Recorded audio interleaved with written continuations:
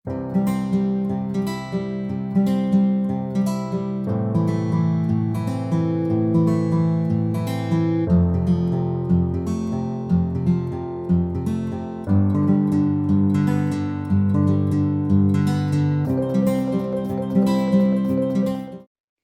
Students, welcome back to my channel back benchers academy. आज के इस टॉपिक में हम डिस्कस कर रहे हैं एप्लीकेशन ऑफ ग्राफ्स।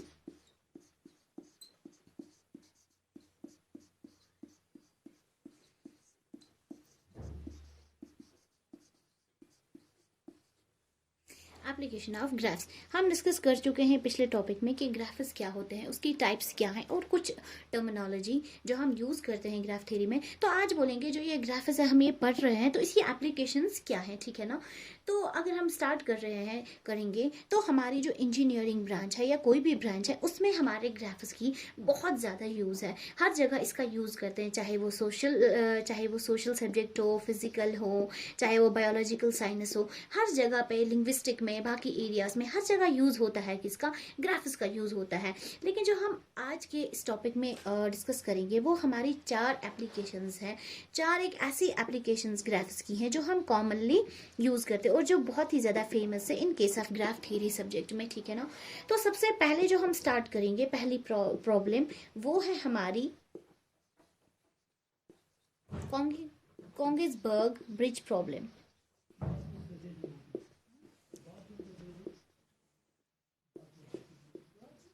ठीक है, तो सबसे पहली हमारी प्रॉब्लम जो हम डिस्कस करने जा रहे हैं हमारी, वो है कॉन्गेसबर्ग ब्रिज प्रॉब्लम।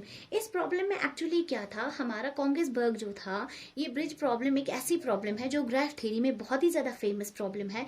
ये प्रॉब्लम बिल्कुल अनसॉल्व थी तब तक। सबसे पहले इस प्रॉब्लम को 1736 में सॉल्व किया गया था। किसने किया था? लियोनहार्ड यूलर ने। यूलर ने इस प्रॉब्लम को सॉल्व किया था। और इसी तरह फर्स्ट पेपर जो ग्राफ थ्योरी में लिखा गया था वो भी किसने लिखा था? लियोनहार्ड यूलर ने। तो इस यूलर जो है इसको क्या बोला गया? इसको बोला गया that he is the originator of graph theory. ठीक है, इसको बोला गया he is the originator of graph theory. ठीक है, या बाकी टिपोलॉजी के लिए भी ओरिजिनेटर किसको माना गया? लियोनहार्ड यूलर को। तो इस पेपर में इसने क्या किया, अपने पेपर में इस प्रॉब्लम को अच्छी तरह से डिस्कस किया। कौन सी प्रॉब्लम? Konigsberg bridge problem. अब हम सबसे पहले देखते हैं कि ये प्रॉब्लम है क्या, एक्चुअली क्या है ये प्रॉब्लम। इस प्रॉब्लम में क्या था हमारे पास, पहले तो हम इसको ऐसे एक्सप्लेन करते हैं। इस प्रॉब्लम में हमारे पास 2 आइलैंड्स थी। सपोज फॉर एग्जाम्पल कोई that is C and D, हमारी 2 आइलैंड्स थी। ये आइलैंड्स कहाँ पे थी? एक रिवर जो है वो है प्रिंगल रिवर जो है। ये रिवर कहाँ था? कॉन्गेसबर्ग में ये रिवर था। इस रिवर, ये जो कॉन्गेसबर्ग था ये उस टाइम कैपिटल था किसका? कैपिटल था हमारे ईस्ट एशिया का, सॉरी ईस्ट पर्शिया का। ये हमारे ईस्ट पर्शिया का कैपिटल था उस टाइम। तो वहां पे 2 आइलैंड्स थी, सी एंड डी। ये 2 आइलैंड्स थी। इन 2 आइलैंड्स के साथ में जो बैंक थे, जो रिवर के बैंक थे, सपोज ए एंड बी, ये ज्वाइन थे, इन आइलैंड्स थे with the help of 7 bridge. 7 bridge की वजह से ये 2 आइलैंड्स इन ए और बी बैंक पे ज्वाइन थी। अब हमारी प्रॉब्लम क्या है? प्रॉब्लम ये थी कि हमें स्टार्ट करना था किसी भी 4 सिटीज से, चाहे हम लैंड एरिया से, चाहे हम ए से, अब लैंड एरिया ए भी तो लैंड है, बी भी लैंड है, सी भी लैंड है और डी भी आइलैंड होता है जिसके चारों तरफ पानी होता है। तो ए बी सी और डी से हमें स्टार्ट करना था और हमें तमाम ब्रिज को सिर्फ एक बार क्रॉस करके, एक बार क्रॉस करके वापस अपने स्टार्टिंग पॉइंट पे पहुंचना था। इसी चीज को हम थोड़ा ग्राफिकली दिखाते हैं जिससे और एक्सप्लेन हो जाएगा। तो अब हम इस प्रॉब्लम को एक्सप्लेन करते हैं with the help of a graph. For example यहाँ पे ये है हमारे ब्रिज, फर्स्ट ब्रिज, ये है हमारा एक और ब्रिज, एंड सपोज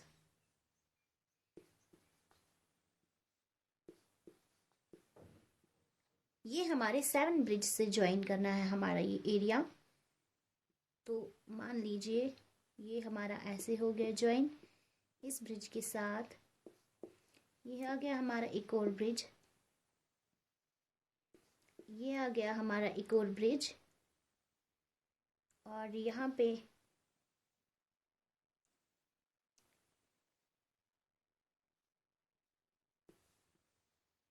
और ऐसे मान लीजिए ये हमारा इसके साथ ज्वाइन हो गया।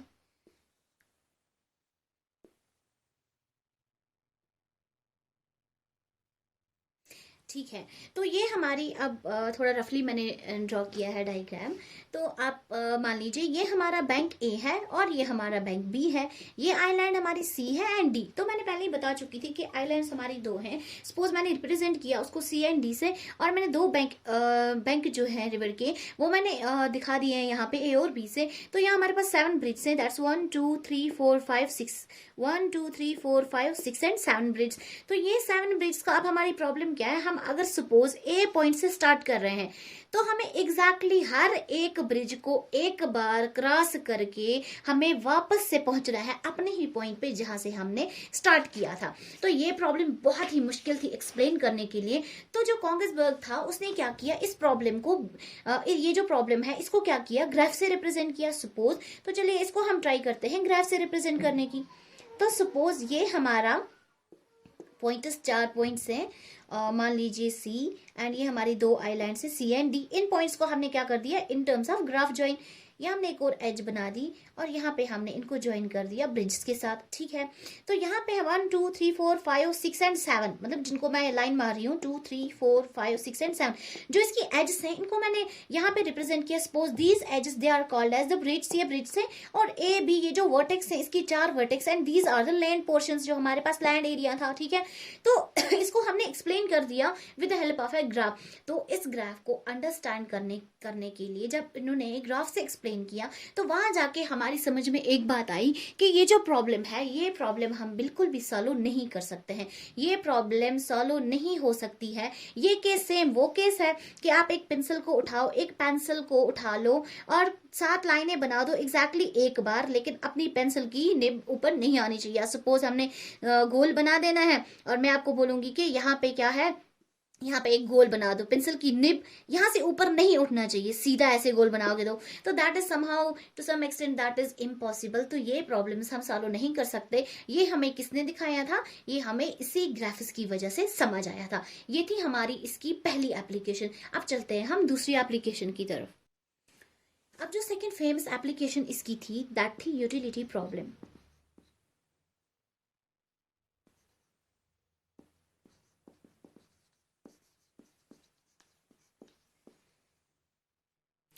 अब सेकंड हमारे पास जो आता है that is the utility problem. अब इस यूटिलिटी प्रॉब्लम में क्या था, हमारे पास 3 घर थे, दैट इज 3 हाउसेस।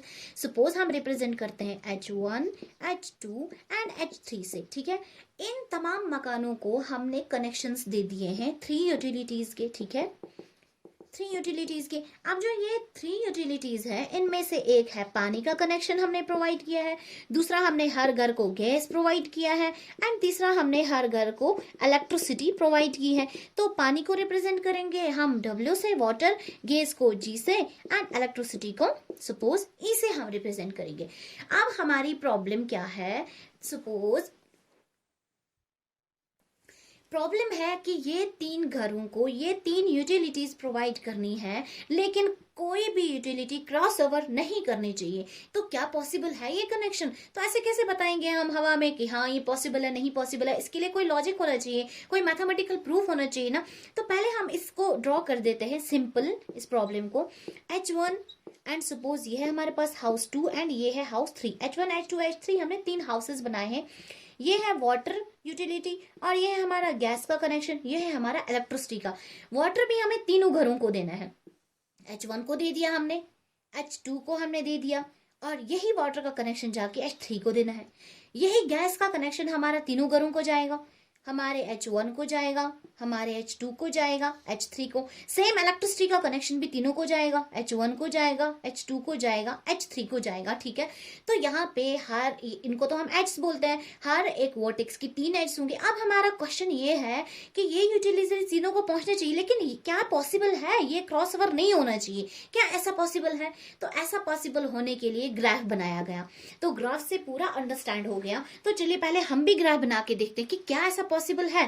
तो सपोज हमने यहाँ पे हाउस 1 बना दिया, यहाँ पे हाउस 1 बना दिया, ये हमने हाउस 2 बना दिया, और यहाँ पे हमारा हाउस 3 है, और इन तीनों को हमने वर्टेक्स से रिप्रेजेंट कर दिया, ठीक है, जैसा हमने पिछले प्रॉब्लम में किया। और सेम ये हमारा सपोज वाटर है, वाटर का वर्टेक्स, ये हमारा आ गया गैस का वर्टेक्स, और ये हमारा आ गया इलेक्ट्रिसिटी का वर्टेक्स। ओके, अब हम स्टार्ट करते हैं। हमारा वाटर का कनेक्शन तीनों घरों को जाना चाहिए, चला गया H1 के साथ, ठीक है, तो हमने H2 को भी दे दिया कनेक्शन, यहां तक तो ठीक है। अब हमारा H3 को कनेक्शन जाना चाहिए, तो हमने जाके H3 को कनेक्शन दे दिया। अभी तक क्रॉस ओवर तो नहीं हुआ। अब हम ट्राई करते हैं, गैस का कनेक्शन तीनों घरों को जाना चाहिए। पहला हमारा गैस का कनेक्शन जो है हमारा जाना चाहिए H1 को। चलिए हम पीछे से लेके वर्टेक्स आते हैं, H1 के पास चला गया, H2 के पास चला गया, और हमारा H3 के पास चला गया, यहाँ से कनेक्शन। यहाँ तो क्रॉसओवर नहीं हुआ। क्या H2 के पास जाने के लिए कोई वे है? क्या आप सोचिए कि क्या कोई वे है, हम गैस को कैसे देंगे? H1 तो मैंने यहाँ से दे दिया H1 को, H2 को अगर मैं यहाँ से देती हूँ फिर से क्रॉस ओवर हो जाता है, H1 को मैं यहाँ से दे देती हूँ फिर से क्रॉस ओवर हो जाता है, ये पॉसिबल नहीं है।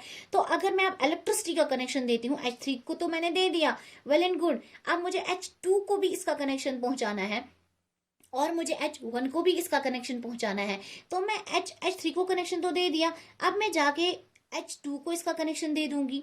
H2 को जब मैंने कनेक्शन दे दिया इसका जाके, अब मुझे H1 को भी देना है। सपोज मैंने यहाँ से जाके H1 को भी कनेक्शन दे दिया, मैंने सारे कनेक्शंस दे दिए, लेकिन जो ये H2 का, ये इलेक्ट्रिसिटी का है, ये तो क्रॉस कर रहा है। ऐसा कोई पॉसिबल वे नहीं है कि ये क्रॉस ना करे। तो ये जो यूटिलिटी प्रॉब्लम थी, यहाँ से समझ में आ गया कि ऐसा कोई हमारे पास सोल्यूशन नहीं है, इसको क्रॉस ओवर करने के बिना कोई चारा नहीं है। वो हमें एक्सप्लेन कैसे हुआ? With the help of graph. ये थी हमारी दूसरी एप्लीकेशन। अब हम तीसरी एप्लीकेशन की तरफ बढ़ेंगे। अब हमारी थर्ड एप्लीकेशन जो इसकी है, दैट इज सीटिंग प्रॉब्लम।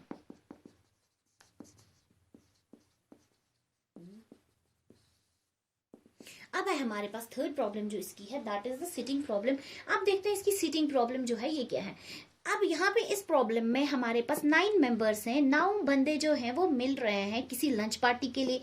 ये लंच पार्टी के लिए मिल रहे हैं एक राउंड टेबल पे, गोल टेबल एक है हमारा, ये वहां पे मिल रहे हैं 9 पर्सन्स, 9 फ्रेंड्स। सपोज हर एक फ्रेंड चाहता है कि उसके आसपास के जो नेबर्स हो लंच पे वो क्या हो, डिफरेंट हो, ठीक है। उन्होंने बोला कि उनके डिफरेंट नेबर्स हो आसपास की टेबल पे जो बैठे। यहाँ पे जो बंदा बैठा है राइट पे अलग हो, लेफ्ट पे अलग।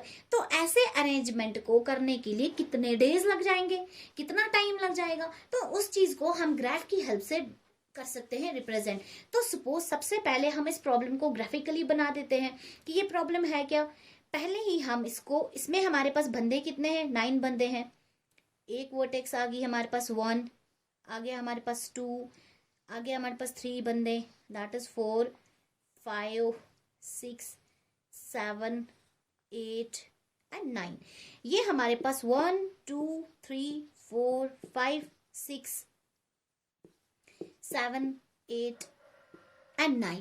ये हमारे पास 9 बंदे हैं, और इन सबको हम ग्राफ की फॉर्म में कैसे रिप्रेजेंट करते हैं वो मैं आपको बता चुकी हूँ, that is with the help of the vertex. और सेम अब इन बंदों के जो नेबर्स हैं, अब हमें वो भी तो डिनोट करने हैं, ठीक है ना, वो भी हम दिखा रहे हैं। तो सपोज जो हमारा 1 है, हमारा 1 सपोज जाके कनेक्ट हो रहा है किससे, 8 से, ठीक है।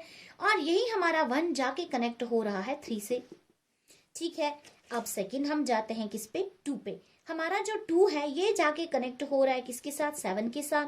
और हमारा 2 है उसको जाके हम कनेक्ट कर रहे हैं किसके साथ, 5 के साथ, ठीक है। अब हम बात करते हैं अपने 3 की। 3 का तो हमने ऑलरेडी कनेक्शंस बताने हैं। अब 3 के हम बताते हैं 5, और हम 3 को कनेक्ट करते हैं किसके साथ, 1 के साथ, वो तो ऑलरेडी कनेक्ट हो चुका है। 4 की बात करेंगे, 4 जो है 4 हमारा जाएगा 9 के साथ, और 4 हमारा जाता है 7 के साथ। हो गया हमारा यहाँ से ये कनेक्शन पॉसिबल। अब 5 की बात करेंगे तो कनेक्टेड हो चुका है। 6 की बात करेंगे तो 6 हम जाके फिर से 9 के साथ कनेक्ट कर देते हैं, और यहाँ पे 8 के साथ कनेक्ट हो जाएगा, और हमारा 7 कनेक्ट ऑलरेडी कनेक्ट हो चुका है। अब यहाँ पे जो हमने लाइन बनाई है, एक तो सॉलिड लाइंस बनाई है ये वाली, और हमने डॉटेड लाइंस बनाई है। अब हमारे पास जो सीटिंग अरेंजमेंट है, जो पॉसिबल अरेंजमेंट है, वो 2 तरह का सीटिंग अरेंजमेंट है। पहला 1, 2 3 4 5 6 7 8 9 1। ये है सॉलिड लाइंस, ये वाली सॉलिड लाइंस 1 2 3 ऐसे अरेंजमेंट है। सेकंड हमारे पास जो लाइंस है दैट इज डैश लाइंस, वो है 1 3 5 2 7 4 9 6 8 1, that is the dashed lines. ये कौन सी लाइंस है? ये 1 3 3 से 5, 5 से जो मैंने ज्वाइन किया यही जल्दी में लिख दिया मैंने, 2 एंड 2 से जा रहा है 7 पे, 7 से, ये सारी मैंने डैशड लाइन से रिप्रेजेंट कर दी है। तो यही तो हमारे पास पॉसिबिलिटीज है अरेंजमेंट्स की, ठीक है।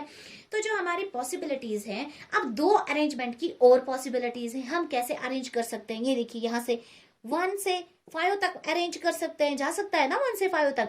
तो हम देखेंगे दूसरी जो पॉसिबिलिटीज हैं 1 5 7 3 9 2 8 4 6 1, यहां से मैं देख रही हूं ये है 6 1, ये अरेंजमेंट हो सकता है। या दूसरा अरेंजमेंट 1 7 9 5 8 3 6, 6 से 2, 2 से 4, ये है हमारा 4 एंड 4 से जाके 1 पे। ये हमारी कुछ पॉसिबिलिटीज हैं जिससे हम ये जो ये नंबर्स हैं, ये एक्चुअली नंबर्स अब आप बताएंगे कि ये नंबर्स क्या है, ये जस्ट रटा है। No, this is just logical. Logical क्या है इसमें, ये हमारे जो लाइंस की अरेंजमेंट है वो मैंने यहाँ से देख के बनाई है कि हम 1 को भी 5 से मिला सकते हैं, तो ये लाइन भी एक बन सकती है। 5 से जाके हम 7 भी मिला सकते हैं, जैसे मैंने यहाँ 5 से 2 मिलाया, 3 मिलाया, ये डॉटेड लाइंस, तो मैं ये अरेंजमेंट भी कर सकती हूँ, ऐसे भी मिला सकती हूँ। तो यही अरेंजमेंट्स हैं। तो सेकंड, अब हमारे पास जनरली, अगर हमारे पास ऑड नंबर, अब हम जनरली इसको रिप्रेजेंट कर देंगे। सपोज मेरे पास n नंबर ऑफ पीपल है, अब 9 नहीं है, n नंबर, तो तब कितनी अरेंजमेंट्स पॉसिबल है? तो बहुत सारी अरेंजमेंट्स पॉसिबल होंगे ना। ये मैंने एक बना दी, सॉलिड लाइन, डैशड लाइन, या 1 से 5 से कर लो, अपनी मर्जी है। 1 से 6 पर ज्वाइन कर लो, 1 से 7 पे ज्वाइन करो, जैसे ये 1 7 से 9 पे जाओ, तो अपने हिसाब से। अब हमारे पास कितने अरेंजमेंट, बहुत अरेंजमेंट्स आ सकते हैं, इसके अलावा भी आ सकते हैं। तो ये अरेंजमेंट्स होते हैं n-1 डिवाइडेड बाई 2, अगर n हमारा क्या था? ऑड, और n-2 डिवाइडेड बाई 2 अगर हमारा n क्या था? इवन। ओके, अगर हमारे नंबर ऑफ पीपल ऑड थे, जैसे नंबर ऑफ पीपल अगर हमारे पास ऑड थे, तब आएगा n-1 डिवाइडेड बाई 2। यहाँ पे 9 पीपल्स थे, तो 9-1 divide by 2, 9-1 is 8, 8 by 2, 2 1s are 2, 4s are 8, तो टोटल अरेंजमेंट्स कितने होंगे? 4, और यही 4 मैंने रिप्रेजेंट किए, 1 2 3 एंड 4। आई होप आप समझ रहे होंगे। तो ये अरेंजमेंट्स, अब मेरे पास अगर 9 पीपल्स नहीं होते, 10 पीपल्स होते, तो मैं क्या करती? 10 इज इवन। अगर मेरे पास n नंबर ऑफ पीपल्स 10 थे, 10 इवन है, तो ये फॉर्मूला लगेगा, that is n-2 divided by 2, 10-2 divided by 2, 10-2 that is 8, 8 by 2 again it is 4। तो अगर 10 मेंबर्स थे उस टाइम भी पॉसिबल अरेंजमेंट सिर्फ और सिर्फ 4 ही होगा। तो 9 का मैं निकाल के आपको दिखा चुकी हूँ।